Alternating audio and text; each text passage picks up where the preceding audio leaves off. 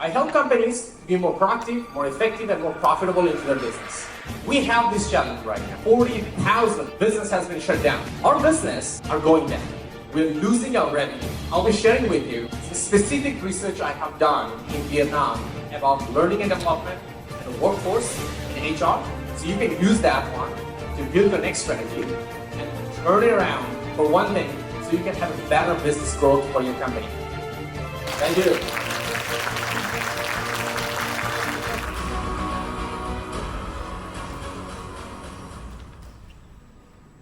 In the business, we have leaders. And we often call the leaders are like lions. All right, yeah.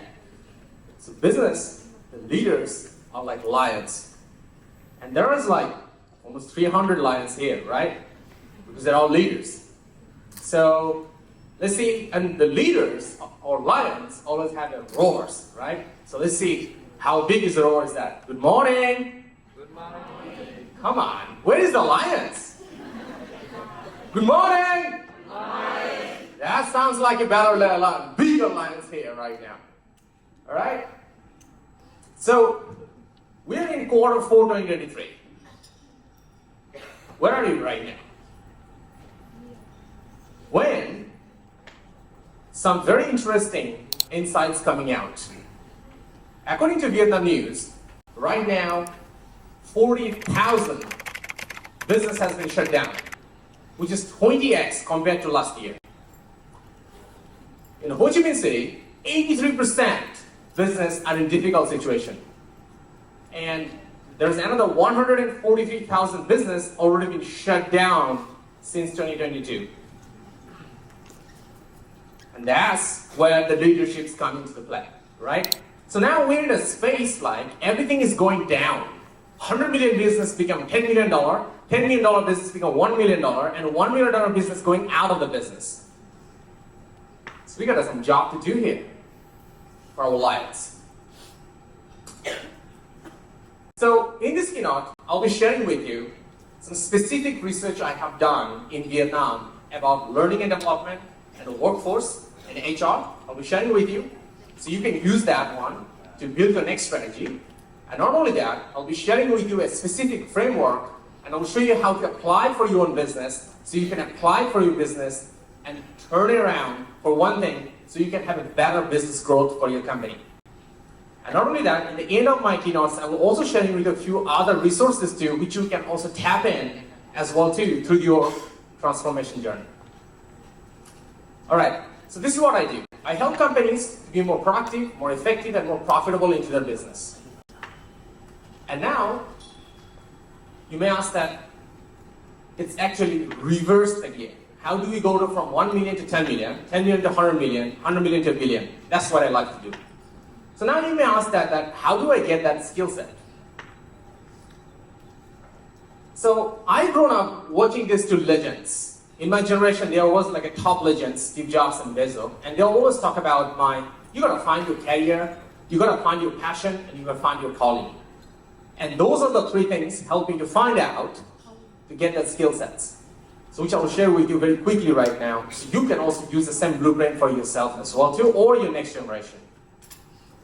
So I'm in Vietnam for 12 years. I came in Vietnam in 2011, and then my first mission was at RMIT as a head of digital transformation, and then I became a CIO, and then I was a head of transformation for P&G, and then I moved to FSoft, and then now I'm mostly focused on Singapore and Middle East big corporation and help them to transform them so they can create new digital twins, digital products to increase our revenue and also multiply their valuation as well too. That was my career. My passion, I was looking for passion. What would be my passion look like? So my passion was about, I realized I love doing research. I like to find out why is things happening that way. And through the mission, first I thought that I was doing a research about software engineering. So I wanted to learn how to build software better, more effectively, how to apply it in a business more effectively as well too. And then I thought that I should go for a PhD because I have 11 publications on that one too. And then I go for a PhD and I realize this one, no, I want to do something different because all I do in my career is about technology. So I drop out of my PhD study, and there's a one thing really marked my mind. So that time I was working in RMIT, and I was in an RMIT alumni forum. And a lot of RMIT alumni was saying this one, my manager don't know how to lead me. My manager don't know how to inspire me. My CEO make all the decision, I have no decision maker. There's another speaker just talk about it, right? So I said, why has been that problem? So since 2014, I start off the research, why companies are like, why the companies doesn't have a really good culture, reinforcement, right skill set mapping. So since 2014, I started, and now we turn into VSHR Pro Academy today. And so this is what I do right now. I have 3 boxes in my life, in my career, my interest, and giving back. So I'm here for my giving back too. So I trained almost 40,000 people in my career so far, and that is like 4%, because I have a life statement. By 2035, I want to train 1 million professionals. So it's 4% I have done, and I have 12 years to go, 94%, 96% to go. And that's exactly why I wake up every morning, and I am here to speak to you. All right, let's talk about the challenge. We have this challenge right now. Our business are going down. Our business in a cycle, which is we're losing our revenue. How do we turn that around? How can we turn this around? So moving forward, what I'm going to share with you, which is almost 3 days of workshops in just 20 minutes. So stay with me, because I may go really fast. It's 3 days of workshop. I'm condensing for you in 20 minutes. So 6 years of research for 400 companies around Vietnam. Because everything I'm going to speak here right now is all about Vietnam. Nothing outside Vietnam. Everything for Vietnam. So it's all about related to you. So 400 companies. We realize this one of the biggest things is about when you want to turn around the business, there are 2 things we have to focus about. What level we're in. Let's say, example, we're in a $10 to $100 million business revenue. Then our number 1 priority is people, number 2 is expertise, number 3 is the technology, and number 4 is the media.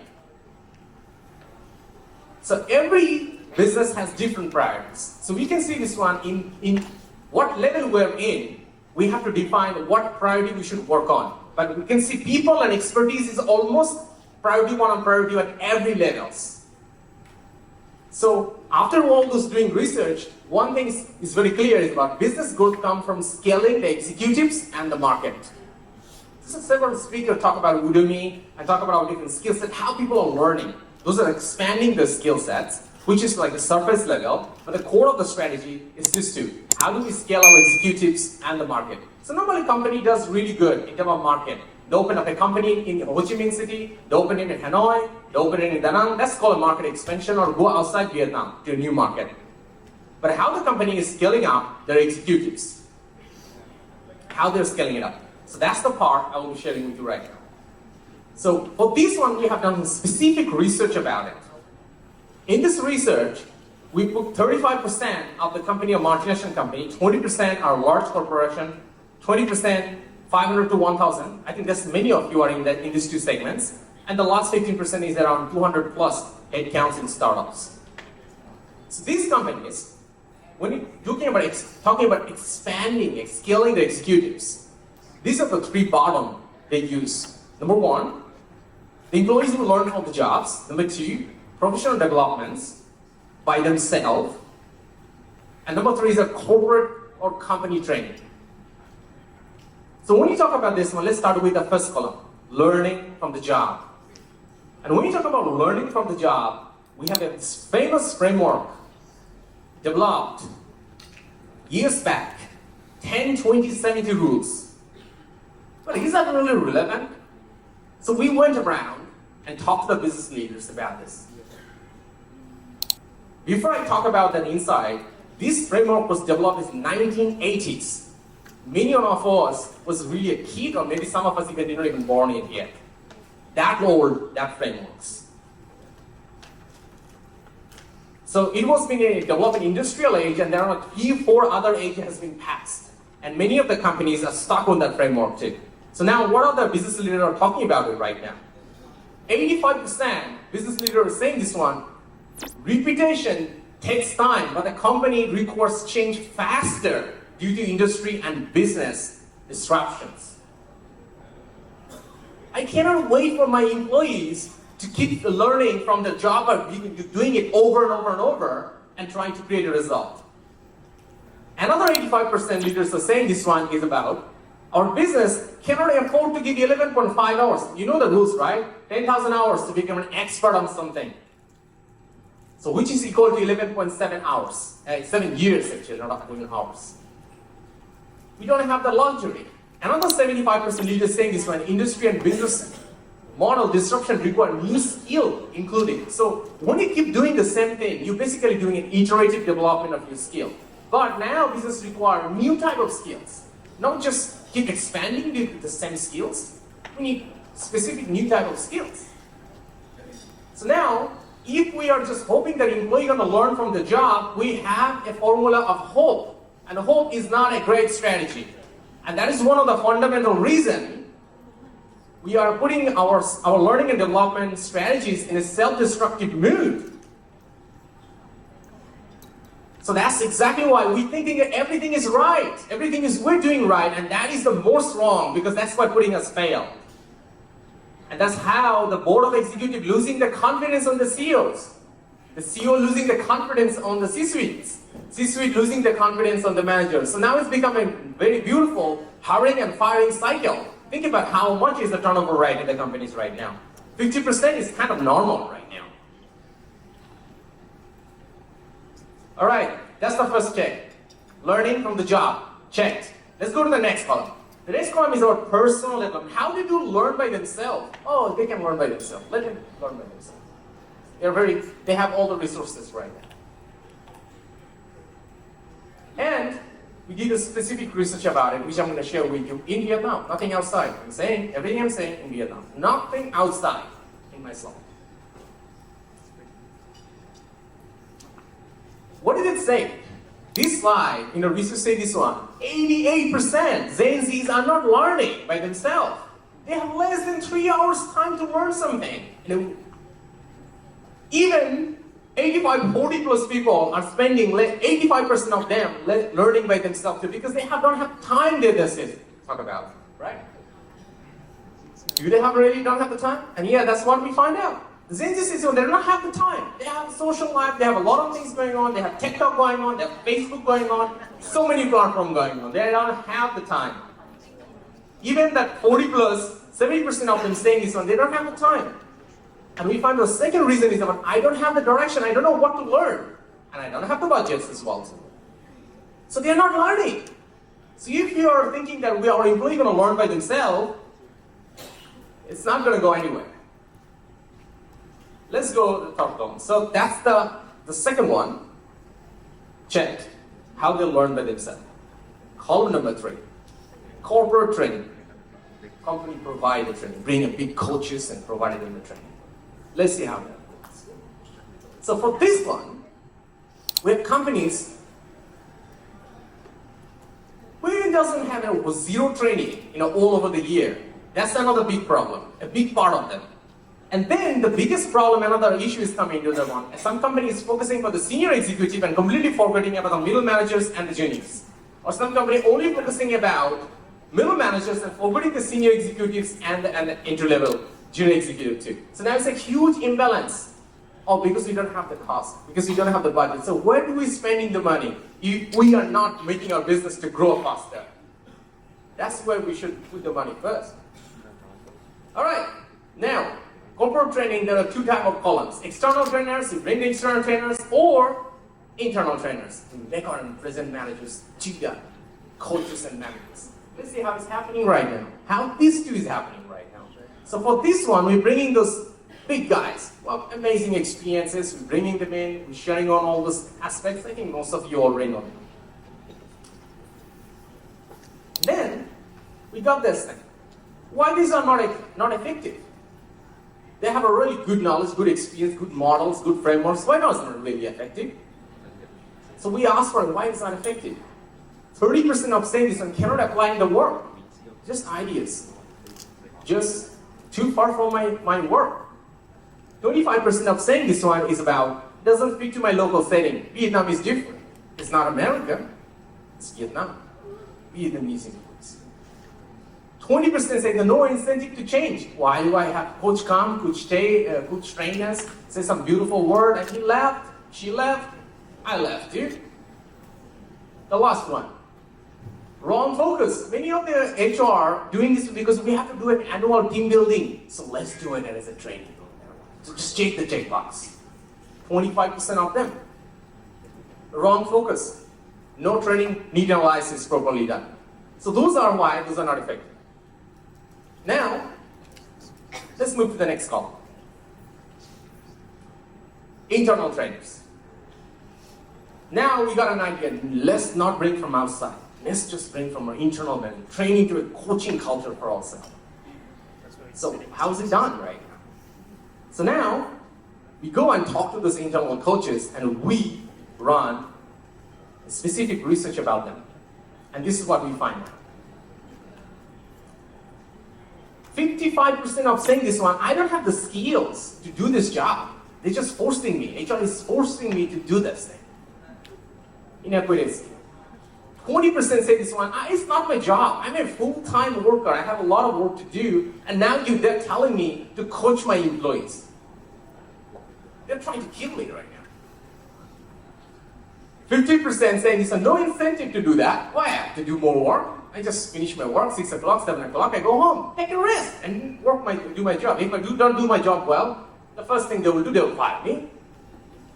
10% of saying this one, I just do based on my feeling. No data, no strategies, no insight, I just do it for myself. So most of the time, the coaching and mentoring is just talking. Coaching and mentoring is not talking. Check. So that's how we go to the three of the columns too. This is how we are scaling our executives. That's the part I want to share with you, a strategy and a framework which you can take on and implement in your own business. You take the game around so you can use your learning and developments as your strategy to grow your business. In our business, we need to create this flywheel effect. A flywheel means, what does it mean? It means we gotta build up our business. Company, we need to build this, and we need to make the next breakthrough. That's what it's cycle.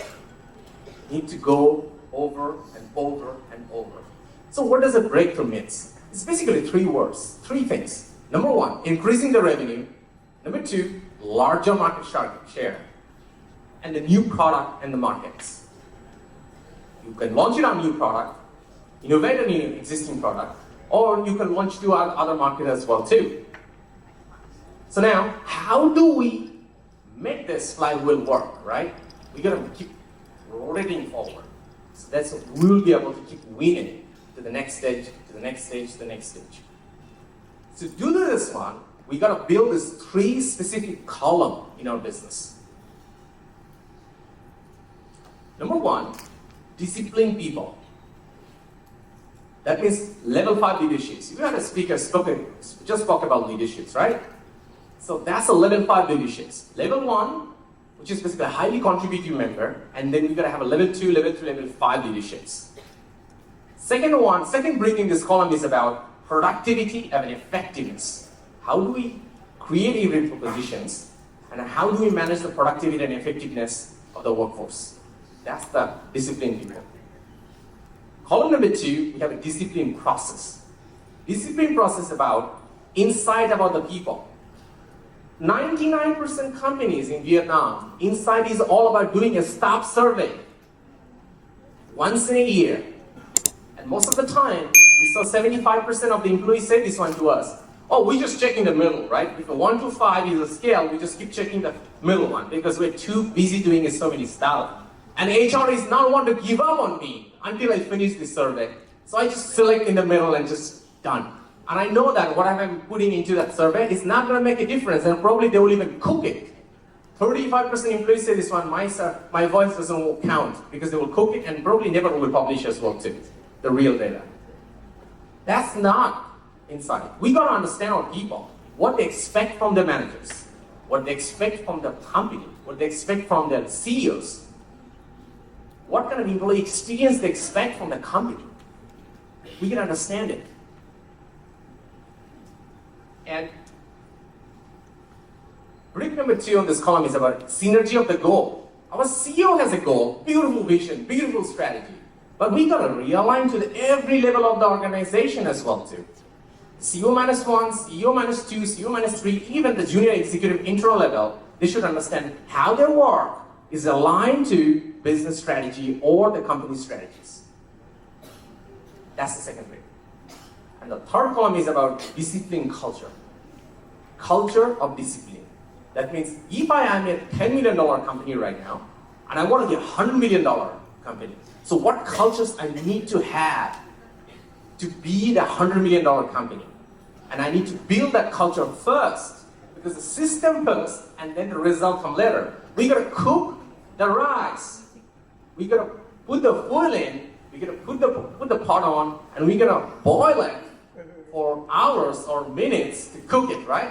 It's the same. We can build the culture first, and then the result will come. But we're thinking opposite. We're gonna get the result, and then the culture will by itself. No, it's not. And the second break of discipline culture is about HR brand and the technologies. We had a beautiful keynote speakers here who share a lot of exciting things about technologies. Those are the part. So when you want to go to the next level of our business, we gotta build this second column. So now there's a one obstacle here. The one obstacle is about the CEOs are not valuing HR. We saw this. What do you think? Who is the right hand, second hand, and third hand of your HR? 5% of them say this one first hand, second hand, and 20% only say this one as my third hand. We gotta fix this thing. So that becomes my calling. I say this on my passion and my career, right? My calling is about, I like to turn HR department to the one innovative department, and turn every HR leaders to become the first hand of the CEOs by making them the most innovative department in the company. All right, so I get more things. Few minutes. So that's my three: my career, my passion, and my calling. So one last thing before I go, I'm going to give it out to you. So last 4 years I've been writing this. I spent 2,050 hours, 2,500 hours on this one, writing it. Currently in the 6th editorial review right now. And this book has 6 reviews so far, and I'm hoping that I will be able to complete on time. Because I set up a milestone for myself too. So this book is about 100x business workforce. What kind of workforce we need to build on so we can 100x our business? If it's a 1 million, how do we get a $100 million business? I personally don't like reading a lot of a book with lots of theory and mental model and topic and encouragement. I love reading a book. Tell me the steps so I can apply. So this book will have all kind of mental models, downloadable tools, actionable steps, scorecards, guidelines, and I'm really believing that next year I will be able to launch this book. So please keep me in your best wishes. Thank you. And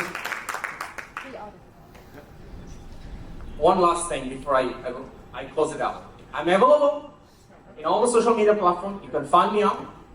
I'm also in LinkedIn too. Feel free to connect me as well. I'm here after a few hours, even after lunch too. Come over to me. I'm happy to have a quick conversation with you too, to talk to you, to listen to your present problems you are facing, so I can help you take your business forward as well too. Thank you. Thank you very much. We have some exciting plan for the next week. So don't forget to subscribe so you don't miss it out.